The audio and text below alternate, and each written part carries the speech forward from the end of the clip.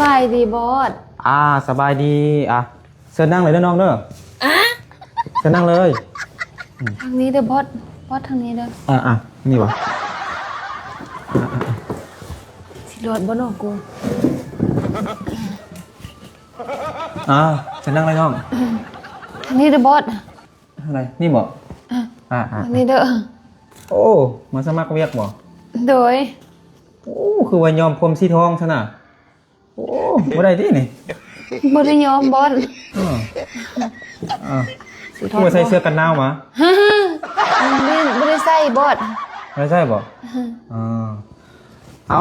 ให้น้องแนะนำตัวก่อนแล้วก็ประสบการณ์ที่เฮ็ดเวียกที่ผ่านมานี่เฮ็ดเวียกอยู่ไสเด้เอาแนะนำตัวก่อนชื่อนามสกุลจักปีแล้วสบายดีน้องชื่อนางลีจันดาสว่าง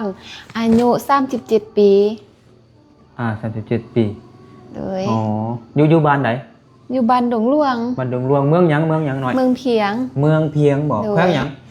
แขวงไสยบุรีแขวงไสยบุรีโดยเอาประสบการณ์ที่น้องเคยเฮ็ดเวียกที่ผ่านมานี่น้องเคยเฮ็ดเวียกอยู่ไสเด้เคยเฮ็ดเวียกอยู่ก่อสร้าง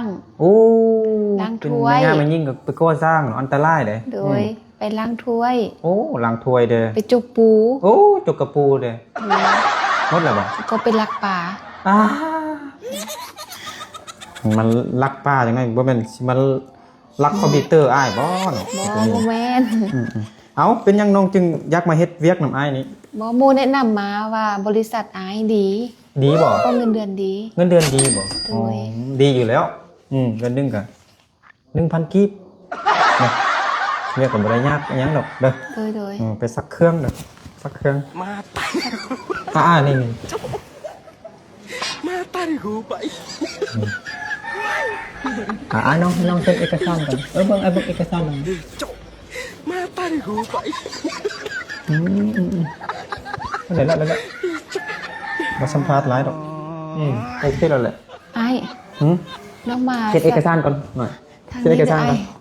ทางนี้เด้อน้องเซ็นเอกสารก่อนเซ็นซะเซ็นในไอซีบันทึกไว้ในคอมเลยเด้อสิรอดบ่เนาะ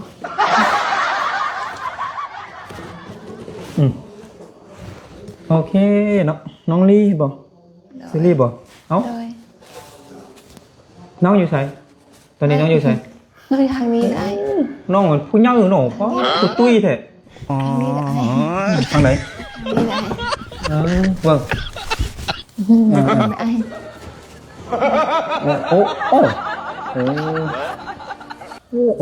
ไอคิดว่าน้องตุ้ยดิบ่แม่นเนาะน้องก็พร้อมอยู่เนาะบอกว่ายังไรเอาเริ่มเวียกเลยเนาะไปซักเครื่องเลยเด้อนี่น้องมาสมัครเป็นเลขาบ่ได้เถอะน้องเด้อน้องมาใหม่นี่เป็นเลขาบ่ได้เด้อเอาเฮ็ดเวียกเลยเริ่มเฮ็ดเวียกเลยถูพื้นนี่เด้อถูพื้นแล้วก็เซ็ตประตูปองเยี่ยมเด้อแล้วก็ซักเครื่องนี่เด้อคุณเครื่องอยู่ใส่เบิ่งช่วยอ้ายหน่อยเด้ออ้ายก็ตาพิการแล้วเดี๋ยวหัวหน้าไปกินข้าวก่อนเด้อโอเคบ๊ายบาย